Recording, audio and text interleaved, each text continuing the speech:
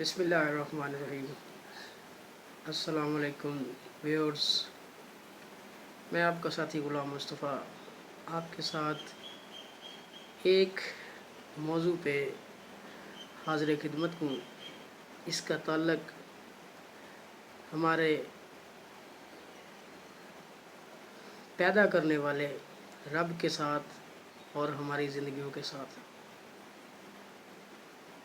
تو بارشوں، سیلاب اور دوسری آفات، اس نے ہمارے جو پول ہیں، ہمارے ترقی کے جو دعوے تھے، ان کا پول کھول کے رکھ دیے۔ تو میرا مائنڈ جو ہے بہت پیچھے چلا گیا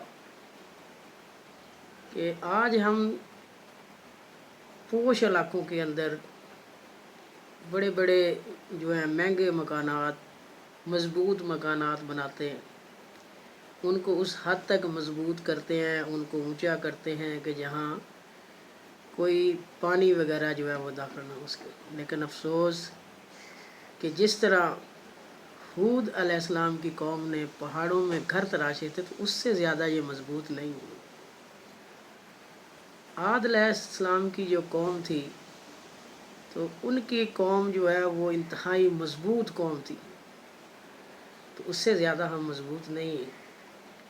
ان تمام باتوں نے، یہ جو ابھی کرونا وائرس آیا، اس سے پیچھے جتنی بھی پینڈیمکس آئی ہیں، ان سب نے ہمیں بتا دیا ہے کہ اللہ سب سے بڑا ہے، اللہ سب سے بڑا ہے۔ آپ انسان ہو کے خدا نہیں بن سکتے۔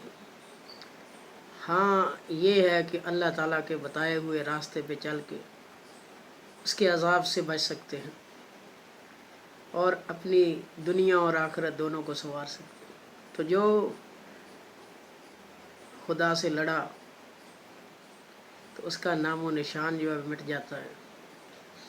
جو خدا کے لیے لڑتا ہے وہ ہمیشہ کے لیے زندہ و جاوید ہو جاتا ہے۔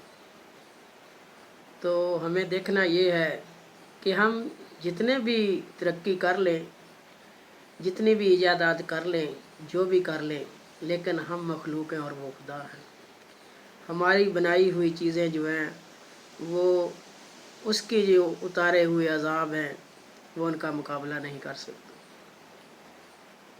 تو یہ دیکھ کے مجھے طوفان نوح بھی یاد آیا کہ بڑے بڑے پہاڑ تھے، اب پہاڑ کے اوپر بھی نوح علیہ السلام کا بیٹا چڑھ گیا، لیکن پانی کی جو لہر تھی اس نے اس پہاڑ کے اوپر سے اس کو جو ہے وہ اندر کھینچ لی۔